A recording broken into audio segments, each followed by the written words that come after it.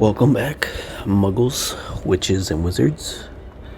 Today we're doing a little bit more playthrough. In this playthrough, I'll be focusing on, again, a little bit more exploration. Trying to go towards that 100%. I'm also now working on the ancient magic source sites. When you end up completing these, it goes towards your challenges to increase your capacity or your ancient magic bar meters.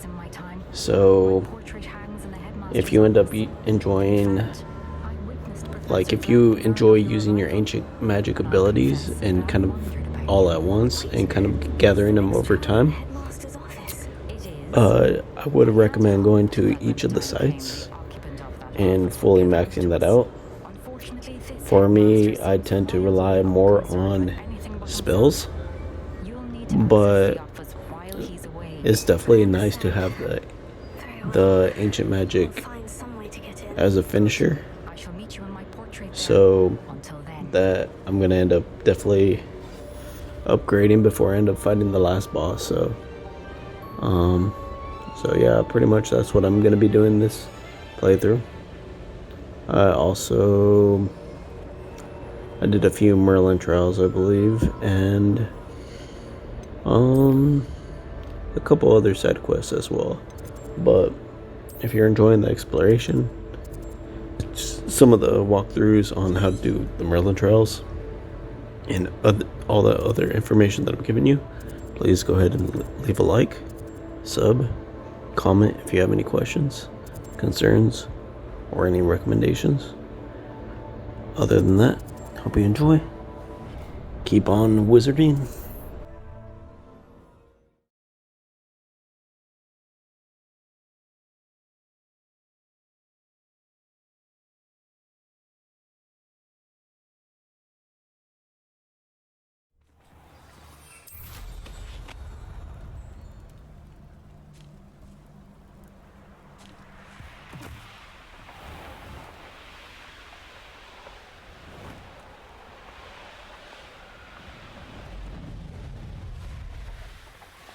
This place has seen better days.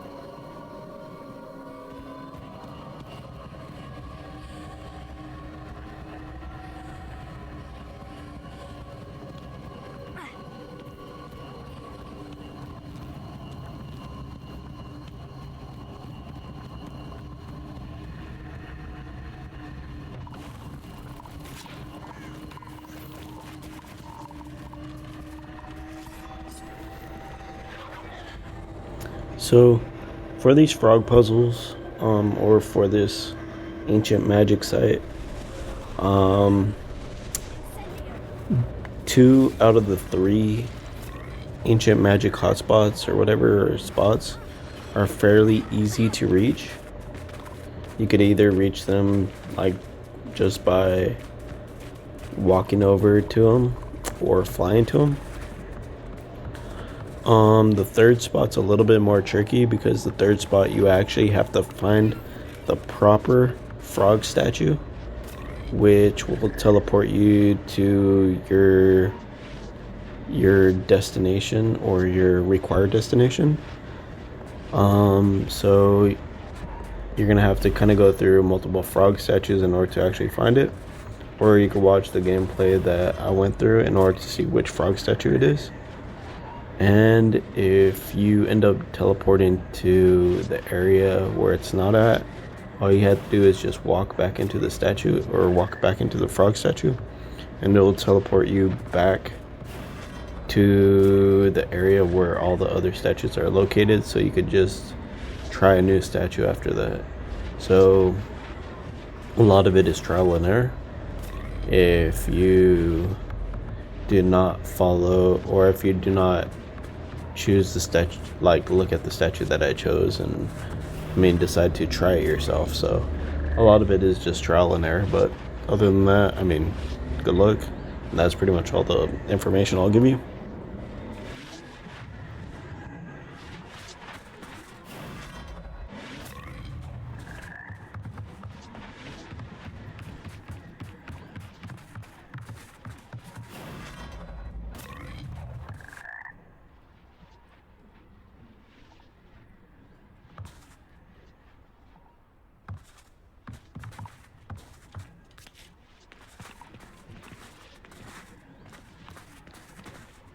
Revelio.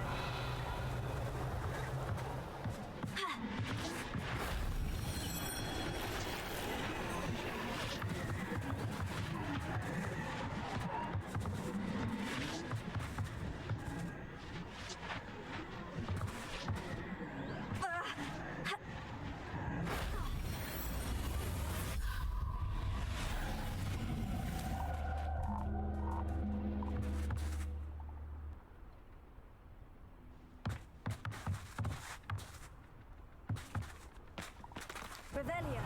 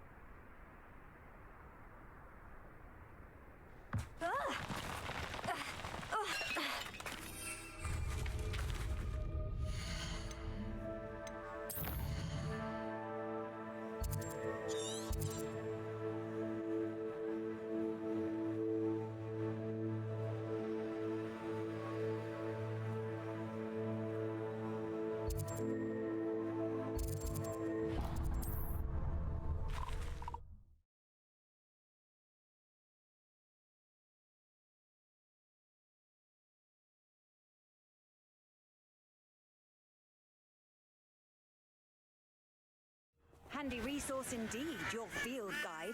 I'm most pleased to be included.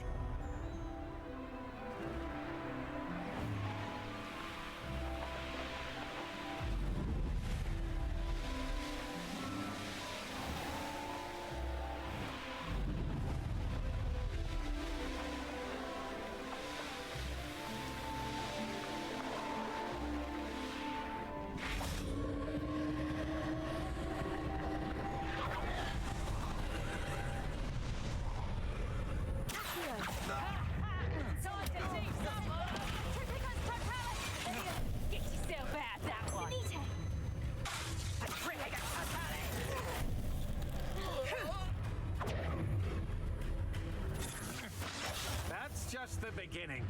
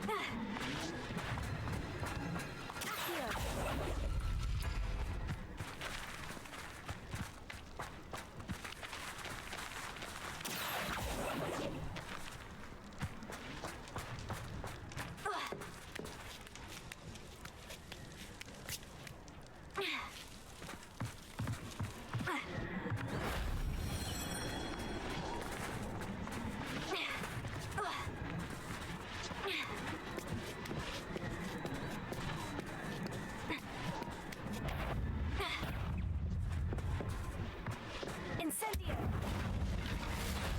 If only Professor Fig could have seen that.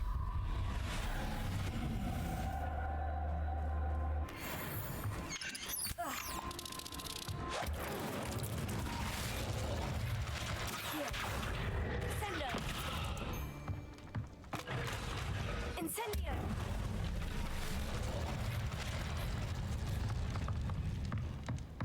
Here. Guardian Leviosa!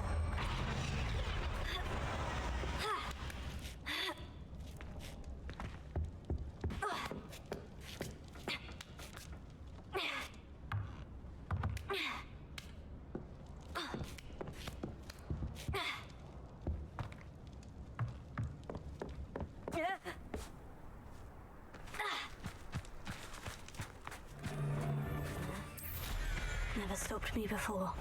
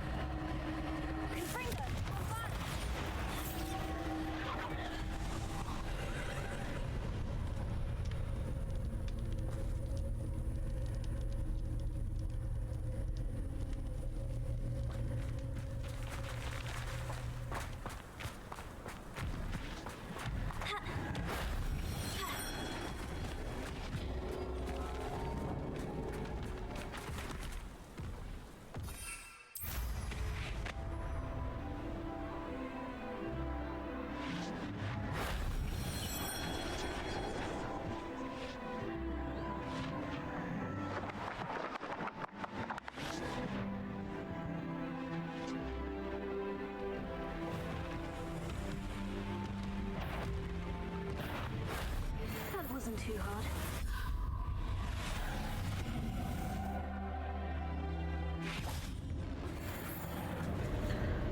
So, I ended up encountering this little camp right here with 2 trolls in it. At the time, I could have fought off both of them, but I decided to kind of be a little bit sneaky. And I ended up using the Imperial Curse. So I ended up taking control over the one troll and having them kind of battle it out. To me, this was pretty entertaining, so I actually enjoyed it very much, just kind of watching them battle it out. So I hope you enjoy it as well. Later on, I'll end up going back and doing all the dueling feats. I believe it's part of the game in order to do the 100% playthrough. So once I kind of get a little bit more towards the end and stuff, I'll end up like completing some exploration and stuff, since I pretty much have access to all my spells now. But again, I hope you just kind of enjoy some of the trolling of the trolls.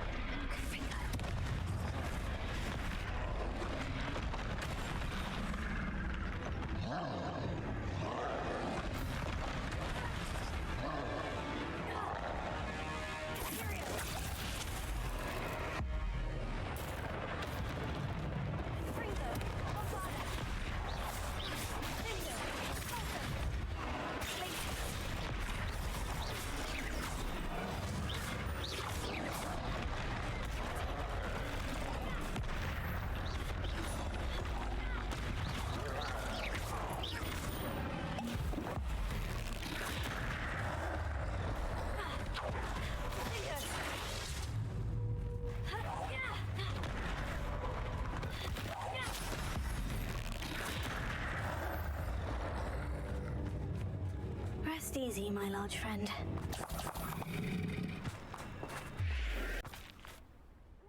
Excuse me, madam. I thought I heard you say something. Yes, indeed. Talking to myself again. I find myself to be quite the engaging conversationalist since my husband passed. Madam Althea Twiddle, pleased to meet you. Nice to meet you too, Madam Twiddle. You know, you might be interested in this. You young people love this sort of thing. My husband often ruminated on the mysterious statue just outside our hamlet. Some sort of archaic puzzle involving vases, he would insist. I stumbled upon it today when I had a burst of energy and extended my morning constitutional a bit longer than usual.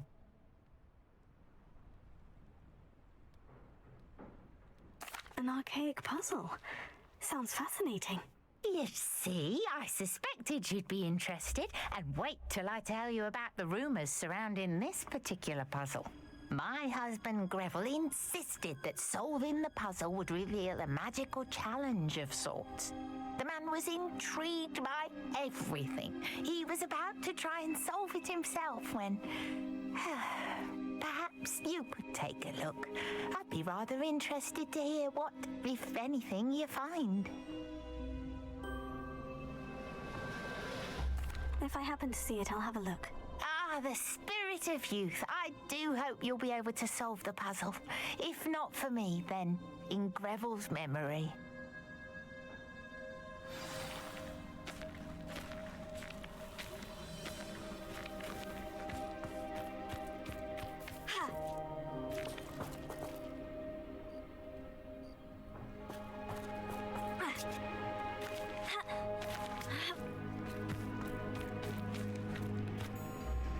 Mrs. Twiddle, your husband was right. The statue was part of a puzzle. Oh, really? How exciting! Yes, I had to destroy a number of large vases, and that seemed to activate some sort of charm on the statue. Well done! Oh, I miss having someone like you around with a thirst for knowledge and a quick mind. Well, my curiosity has been satisfied. Thank you for that. Who knows what I'll encounter on my next constitutional? Oh, my husband would be so pleased to know he was right about that statue. So, I continue to play the game. I am continued to be impressed.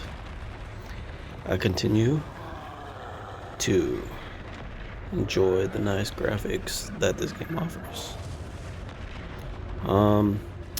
So a couple of thoughts that I kind of have with this game is I honestly can't wait till they end up adding DLCs or DLC content, just to kind of see what else they're gonna add to their repertoire.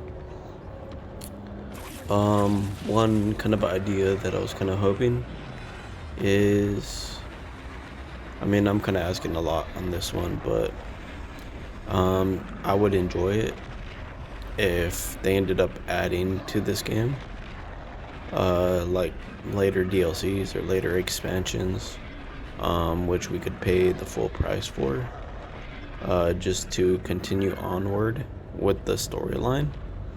So it would be kind of nice to go into like your 6th and 7th year, and then kind of have like a post Hogwarts year afterwards. So that's like 4 extra new contents right there. And then what they could do is just add it like New Game Plus style. So whenever you beat a year, you remember all your spells and they kind of transfer over. And you can't actually progress to the next year without having beat the previous year. But that was just kind of my idea, but I kind of understand that that they were not really trying to center this game around this academic or around the year.